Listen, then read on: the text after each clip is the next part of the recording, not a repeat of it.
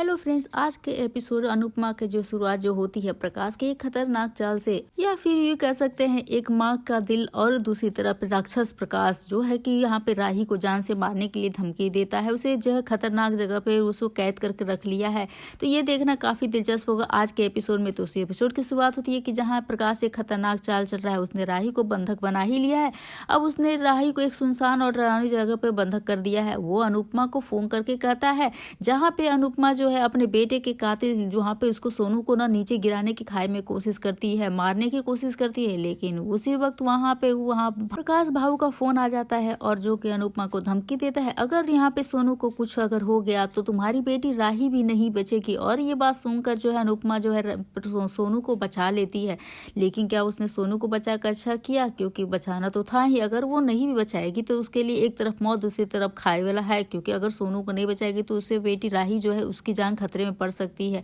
लेकिन यह सुनकर अनुपमा जैसे तो उसकी दुनिया ही रुक जाती है। उसके आंखों में डर नहीं बल्कि एक माँ का जुनून दिखाई देता है और वो रोते हुए कहती है कि ये मेरी जो है अनुज की आखिरी निशानी है और मैं उसे कुछ नहीं होने दूंगी। और वहां पे वो इस वक्त वो जो है प्रकाश के भाव से मिलने चली जाती है। लेकिन और प्रकाश भाव जो है हंसते हुए कहता है कि जा अपनी बेटी को बचा सकती है तो बचा ले। और वहां पे उसके ठहाकों की आवाज जैसे लगता है कि कहीं दुर्गा मार खुद ही राक्षस को उसका सर्वनाश न कर दे। अब इस तरह से अनुपमा है एक तरह से माँ दुर्गा का अवतार रूप धारण की है अपनी बेटी को बचाने के लिए।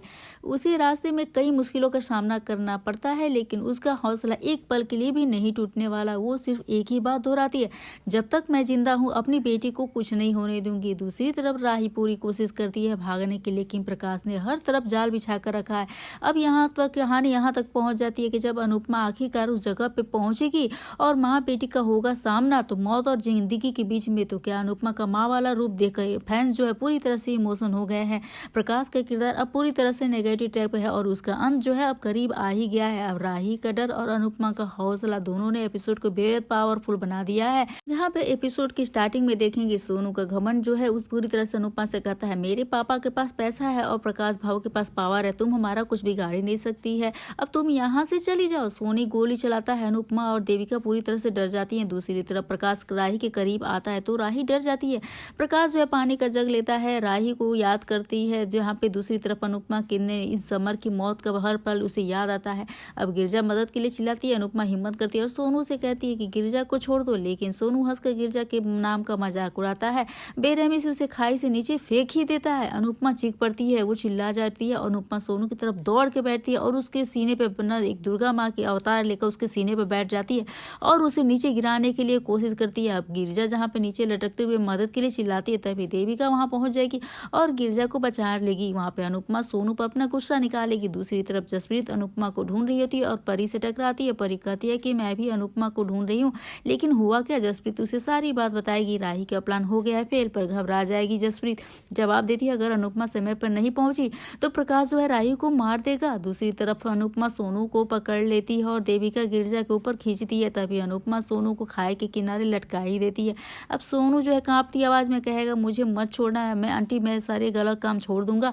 अब वहाँ पे अनुपमा कहती है कि तुमने मेरे बेटे को मारा था, तुमने भी उसे जो है तड़पाया था, तुमने कानून को भी धोखा दिया, तुमने एक निर्दोष की जान ले ली है, लेकिन तुम्हारी आंखों में बिल्कुल भी पछतावा नहीं है। अब तुम किसी की जान नहीं ले पाओगे क्योंकि अब तुम्हारे पापों का घड़ा भर चुका है।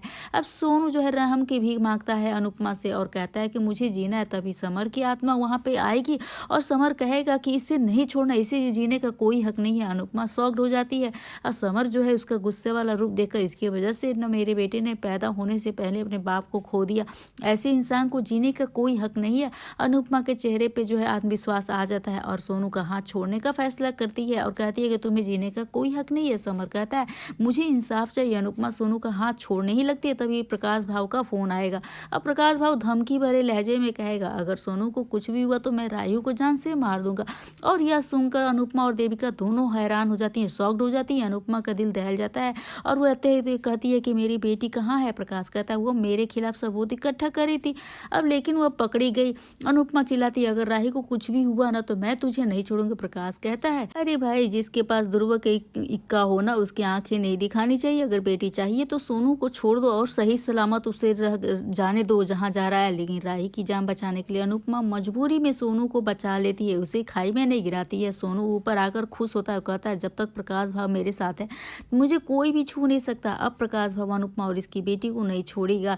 सोनू वहां से चला जाएगा। देविका पुलिस के पास जाने की सलाह देती है, लेकिन अनुपमा कहती है कि उन्होंने मुझे बुलाया है, पुलिस के देखो वो राही को जो है चोट पहुंचा सकते हैं। देविका भी साथ चलने के लिए रेडी हो जाती है, लेकिन अनुपमा कहती है कि नहीं, उन्होंने सिर्फ मुझे बुलाया है, मैंने बेटे को खो चुकी हूँ और बेटी को नहीं खो सकती। अनुपमा अकेले ही वहां जाएगी प्रकाश भाव के पास। दूसरी तरफ देखेंगे शाह हाउस में लीला बाबूजी की शिकायत करती है कि आप हॉस्पिटल भी गए थे, लेकिन आपने मुझसे कुछ बताया भी नहीं। बाबूजी माफी मांगेंगे और कहते हैं तुम्हें परेशान नहीं करना चाहता था। लीला नाराज होती है।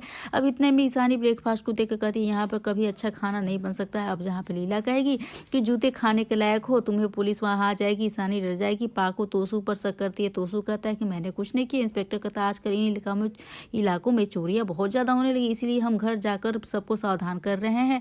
अब वहीं पे बापूजी कहते हैं हम ध्यान रखेंगे। पाखी ईशानी को नोटिस करती है और गुस्से से पूछती है कि तुमने क्या किया, पुलिस को देख के इतना क्यों डर गई। लीला भी जो है उसके बाद में कहती है, ईशानी कहती है कि मैंने कुछ नहीं किया।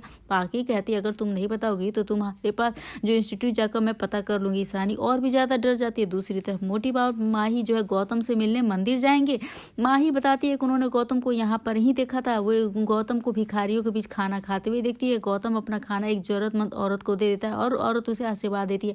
मोटी बा और भी माही हैरान हो जाती है। मोटी बा जाने लगती है तो माही पूछती है कि क्या आप गौतम से नहीं मिलेंगे। मोटी बा कहती है पहले हम यह पता लगाएंगे कि गौतम की हालत है हुई कैसे।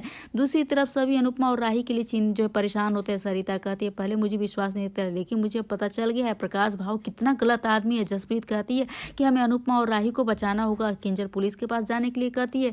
दीपिका उन्हें रोकती है और कहती है अगर भाव को पता भी चल गया तो अनुपमा और राही को जो है वो चोट पहुंचा देगा। किंजल कहती है हमें यहाँ से चले जाना चाहिए था, सभी इसको परेशानी हो जाती। देविका सरिता से मदद मांगेगी। सरिता कहती है मुझे गांव के बारे में सब पता है, लेकिन भाव के खुफिया ठिकाने मुझे भी नहीं पता। देविका कहती है कि हमें किसी भी हाल में उन्हें ढूंढना है। दूसरी तरफ अनुपमा राही को ढूंढते हुए प्रकाश के घर आएगी। अनुपमा गुस्से से प्रकाश से पूछेगी मेरी बेटी कहाँ है। प्रकाश कहेगा कि मर गई। वह अनुपजा वह चौंक जाती है। तभी प्रकाश कहेगा मैं तो मजाक कर रहा था। अनुपमा पूरी तरह से गुस्सा करती है और प्रकाश को कायर कहती है। प्रकाश कहता है खेल जीतने के लिए ना सामने वाले की कमजोर नस दबानी ही पड़ती है और माँ की सबसे बड़ी कमजोरी उसकी ममता होती है।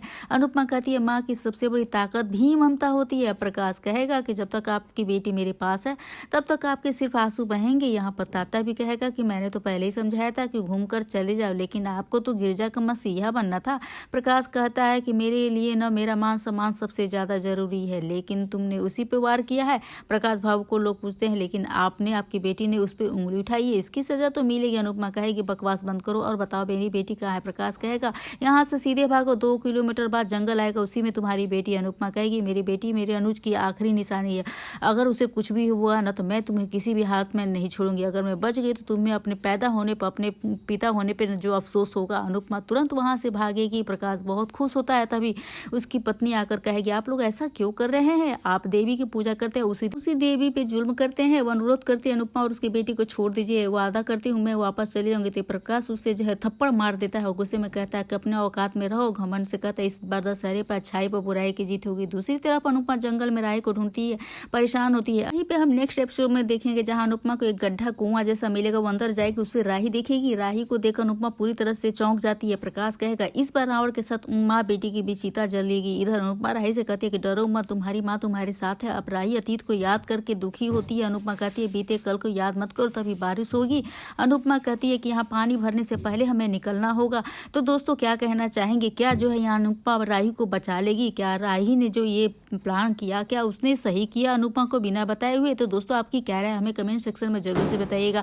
आज के एपिसोड को लेकर आपकी क्या राय है, जो भी है हमें जरूर से बताइएगा। मिलते हैं नए वीडियो के साथ, नए अपडेट के साथ। वीडियो अच्छी लगी तो बेशक वीडियो को लाइक करिएगा, शेयर करिएगा और हमारे चैनल को सब्सक्राइब करना ना भूले। तब तक के लिए बने रहिए हमारे साथ। राधे राधे एवरीवन।